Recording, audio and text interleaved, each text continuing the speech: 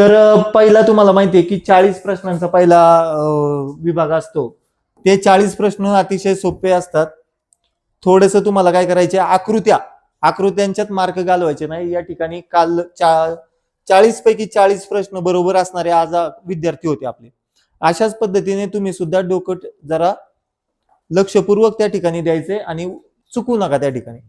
नंतर गणिताचे 20 प्रश्न असतात, ते तुम्ही व्यवस्थित सोडवायचे आणि त्या ठिकाणी मार्क मारायचे. आणि त्याच्यानंतर उतारा, आकलनासाठी उतारे असतात. किती असतात?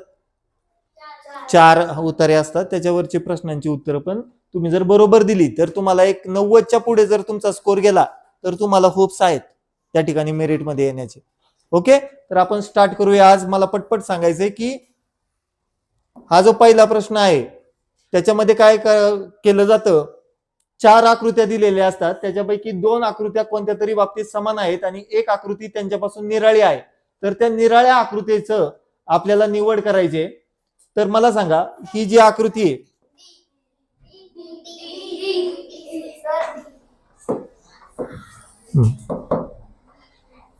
पहा, तर या आकृतीपैकी तुम्हाला मी मोठे करून दाखवतो.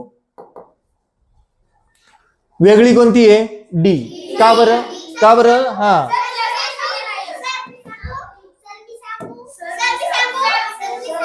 थांबा, सांगा सांगा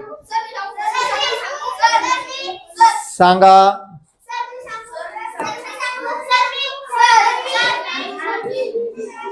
बघा, या ठिकाणी डी आकृती आहे.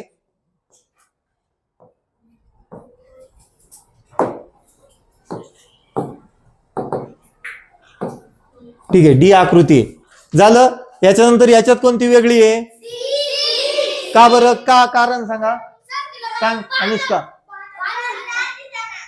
बघा, इकडं बाण आहे, इकडं बाण आहे, पण इकडं उलटा बाण आहे का नाही, म्हणून ही आकृती आहे. आकृत्या दिसतात का त्याच्यात? तिसरं, हा, हे सर आता पॉज कर रे.